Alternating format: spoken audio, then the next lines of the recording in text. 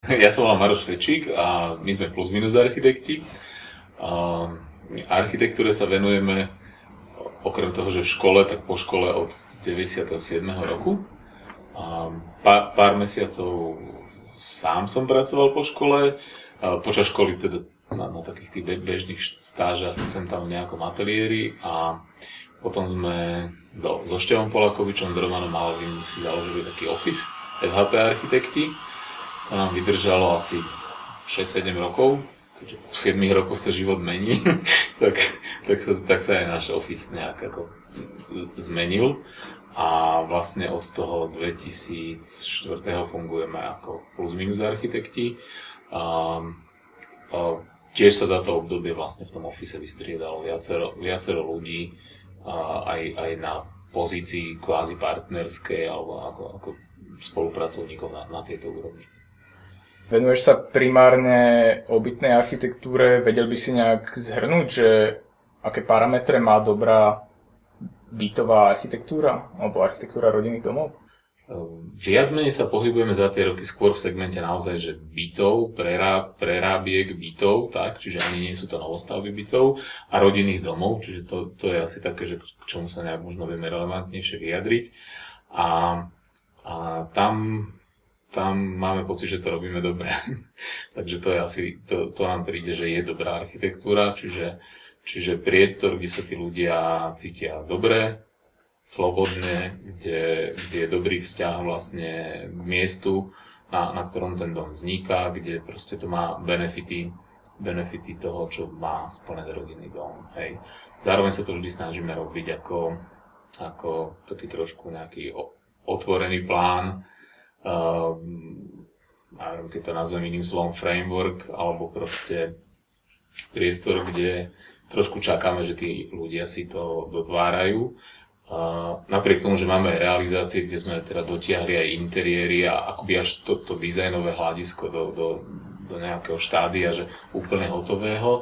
Máme aj veľmi veľa domov, kde sme to tak neurobili a tiež máme tie domy radi, lebo považujeme za možno dokonca lepšie, keď to zabývanie tých domov je dlhodobejšie, čiže není to len v tom období, kedy je intenzívny vzťah klienta a architekta.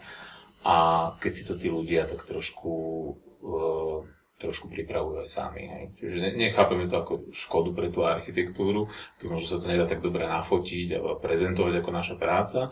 Napriek tomu u tých ľudí vidíme, že to majú potom možno že aj oveľa radšej, hej, že si proste tú vec dokončili akoby sami. Čiže taká istá neukončenosť je pre nás akoby charakteristická alebo dobrá pri tých domoch. Spolupracoval si aj na projekte Dunajska v Bratislave. Má to isté výhody pracovať o väčšom tíme oproti tomu, čo máš možno teraz, že v nejakej tej dvojici, trojici?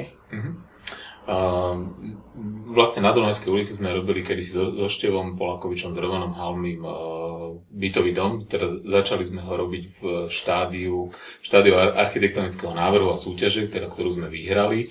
A vlastne po tejto súťaži v nejakom období sme sa práve rozišli, čiže oni v tom dome pokračovali sami a neskôr s ďalšími spolupracovníkmi. A myslím, že to k tomu prispelo, že je to možno aj lepší dom ako ten, čo bol v súťažnom návrhu, že v pohode. A myslím si, že teda k tej druhej časti otázky, že to má význam, že spolupracovať s viacerými architektami, ale aj s viacerými profesiami, nielen s architektami samozrejme. A dokonca nejak to posledné obdobie sa nám profiluje, že asi je ideálny vzťah mať malý office o 3-5 ľuďoch, ktorý dokáže pomerne aktívne a akčne urobiť zákazky strednej veľkosti a byť dostatočne aktívny k tomu, že tie väčšie veci proste spolupracovať s inými ľuďmi. Momentálne vlastne tendre alebo súťaže, ktoré pripravujeme mesiac dozadu a 2 mesiace dopredu, tak robievame vždy aj s inými ateliérmi, čiže ich nerobíme vlastne sami. Čiže to je to istý spôsob, ako aj prísť na iné myšlienky a ako aj vyrobiť možno príjemné s užitočným. Čo znamená v tvojej kariére Cezar za rodinný dom v Rusovciach, po prípade ostatné ocenenia, ktoré si získal? To je ťažká otázka. dá sa povedať, že nič. Aj to asi veľa architektov povie, čiže žiadne dlhé rady sa na schodisku neutvorili. Na druhej strane je to príjemné ocenenie od zväčša vlastne profesných kolegov, lebo to sú ľudia, ktorí vlastne tie ocenenia vyberajú, alebo respektíve ktorý projekt ho dostane. Čiže je to také príjemno, s užitočným. Je to zároveň trošku marketing, že tie veci sú možno viditeľné a zároveň aj pre tú akoby našu architektúru na Slovensku je dobré, že sa tie domy dostávajú viac medzi verejnosť do časopisov, ktoré možno, že nie sú práve toho odborného zamerania, dokonca ani lifestyleového a vie sa tak širšie spektrum ľudí dozvedieť, čo je asi ten lepší koniec architektúry. Sú nejaké krajiny, ktorých architektúru dlhodobo sleduješ? A hej, tak prečo sú to práve tie? No, asi sa nedá celkom jednoznačne povedať, že ktoré krajiny. Bolo isté obdobie, kedy ma zaujímalo možno, že holandská architektúra Severanov, viac som to vnímal.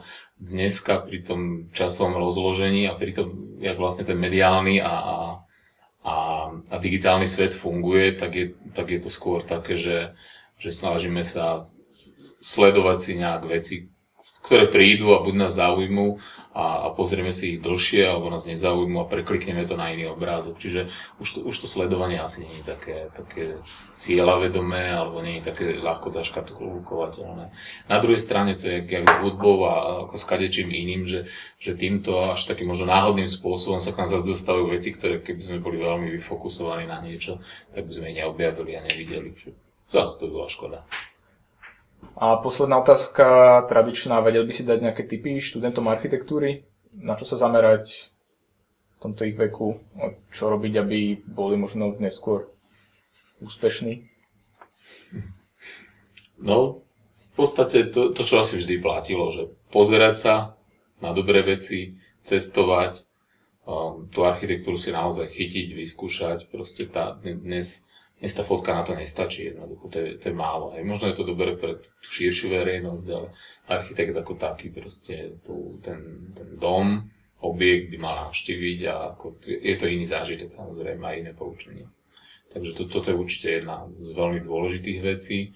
A druhá veľmi dôležitá vec je samozrejme proste učiť sa komunikovať s tým svetom, pre ktorý my vlastne vytvárame niečo, hej, čo ja si myslím, že neviem, jak je to dneska na škole, lebo nie som v tom priamo zainteresovaný, ale v tom našom období to bola tá slabšia stránka toho, že to sa človek musí akoby naučiť za jazdy, to, čo robí, skúšať, že čo ako funguje a ako proste vlastne s klientom pracovať, ako sa proste starať o ten svoj nejaký profesný profil alebo veci s tým súvisiace.